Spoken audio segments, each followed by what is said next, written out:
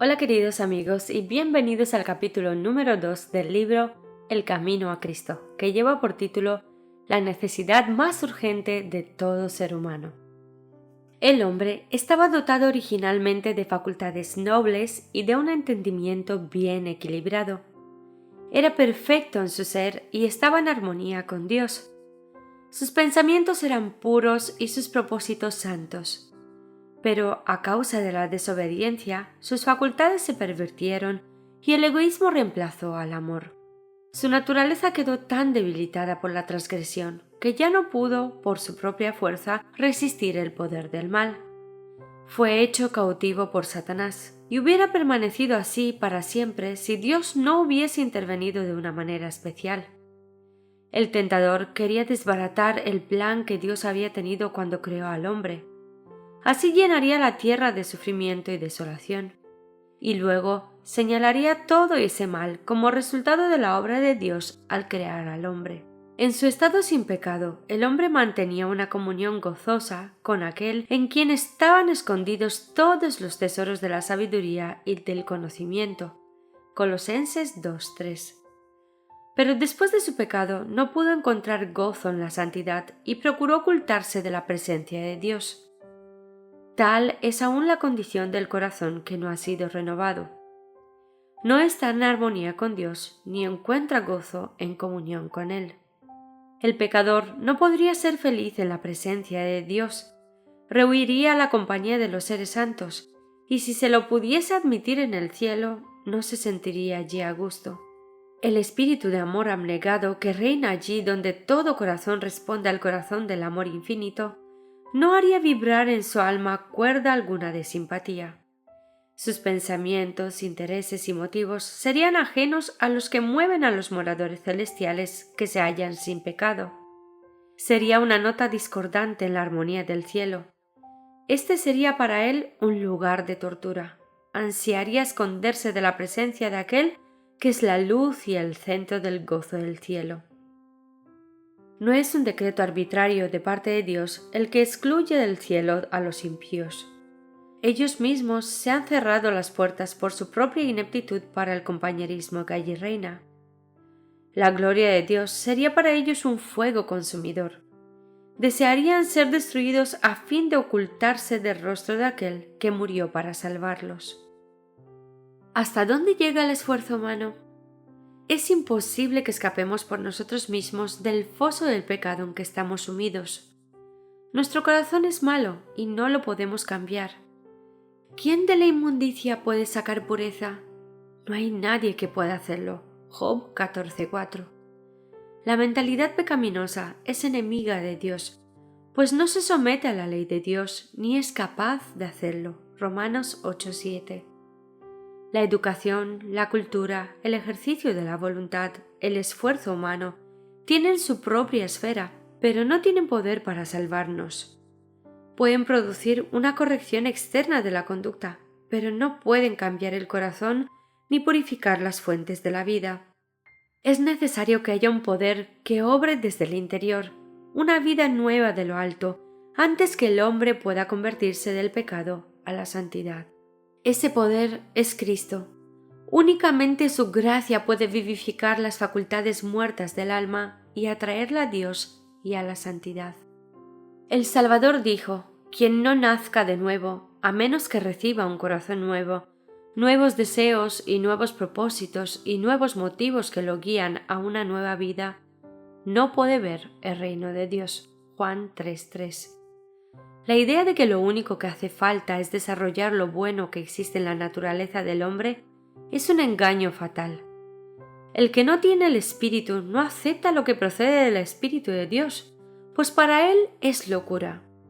No puede entenderlo porque hay que discernirlo espiritualmente. 1 Corintios 2:14.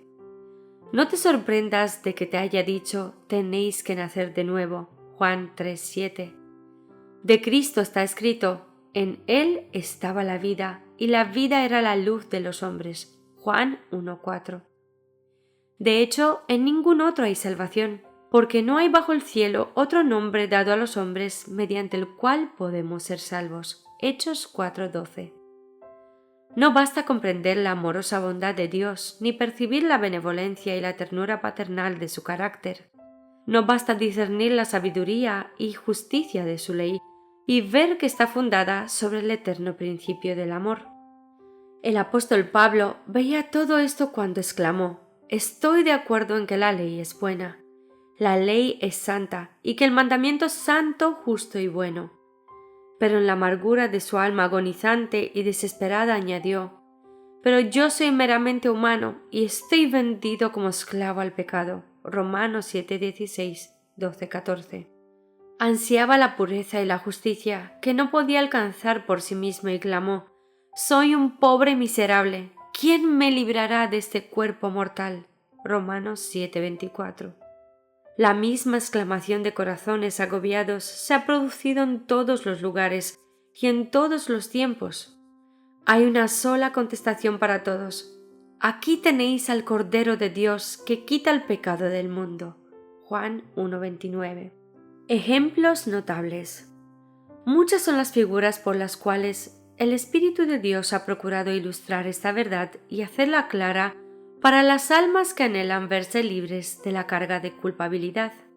Cuando Jacob huyó de la casa de su padre, después de haber pecado engañando a Esaú, estaba abrumado por el peso de su culpa.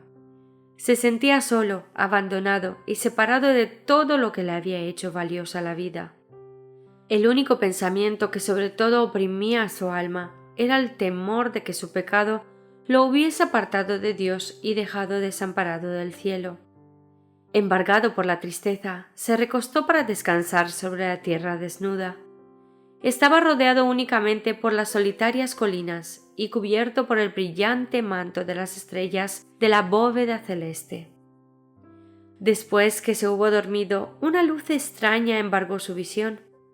Y he aquí que la llanura donde estaba recostado, una inmensa escalera simbólica parecía conducir a lo alto hasta las mismas puertas del cielo. Y los ángeles de Dios subían y descendían por ella, mientras que, procedente de la gloria de las alturas, se oyó la voz divina pronunciando un mensaje de consuelo y esperanza. Así fue revelado a Jacob lo que satisfacía la necesidad y el ansia de su alma: un Salvador. Con gozo y gratitud vio que se le revelaba un camino por el cual él, aunque pecador, podía ser devuelto a la comunión con Dios.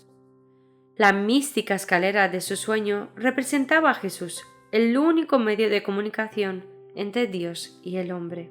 A esta misma figura se refirió Cristo en su conversación con Natanael cuando dijo: «Veréis el cielo abierto y a los ángeles de Dios subir y bajar sobre el Hijo del Hombre». Juan 1:51. Por su caída el hombre se enajenó de Dios y la tierra quedó separada del cielo. A través del abismo existente entre ambos no podía haber comunión alguna. Sin embargo, mediante el Señor Jesucristo, la tierra quedó nuevamente unida al cielo.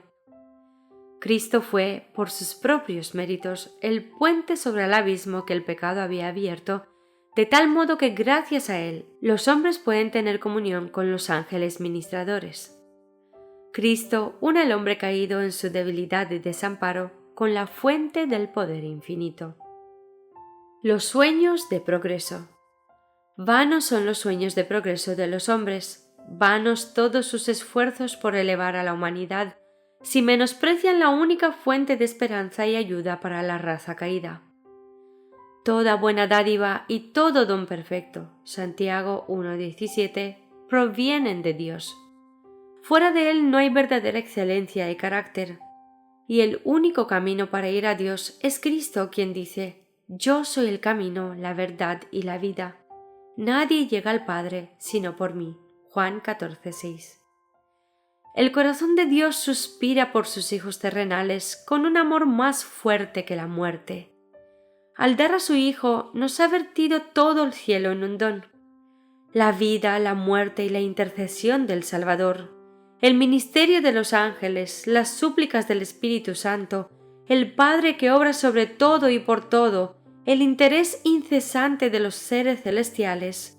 Todo es movilizado en favor de la redención del hombre. Oh, contemplemos el sacrificio asombroso que fue hecho para nuestro bien. Procuremos apreciar el trabajo y la energía que el cielo consagra a rescatar al perdido y hacerlo volver a la casa del Padre. Jamás podrían haberse puesto en acción motivos más fuertes y energías más poderosas. ¿Acaso los grandiosos galardones por el bien hacer, el disfrute del cielo, la compañía de los ángeles, la comunión y el amor de Dios y de su Hijo, la elevación y el acrecentamiento de todas nuestras facultades por las edades eternas, no son incentivos y estímulos poderosos que nos instan a dedicar a nuestro Creador y Redentor el amoroso servicio de nuestro corazón? Y por otro lado, los juicios de Dios pronunciados contra el pecado, la retribución inevitable, la degradación de nuestro carácter y la destrucción final se presentan en la palabra de Dios para amonestarnos contra el servicio al diablo. ¿No apreciaremos la misericordia de Dios? ¿Qué más podría hacer Él? Entremos en la debida relación con aquel que nos ha amado con amor asombroso. Aprovechemos los medios que nos han sido provistos a fin de que seamos transformados conforme a su semejanza y restituidos a la comunión de los ángeles ministradores, a la armonía y a la comunión con el Padre y con el Hijo. Amén. Aquí finaliza el capítulo número 2 del libro El Camino a Cristo. Nos vemos en un próximo capítulo que lleva por título Un poder maravilloso que convence. Que Dios os bendiga y os llene de su gozo y de su paz. Hasta la próxima.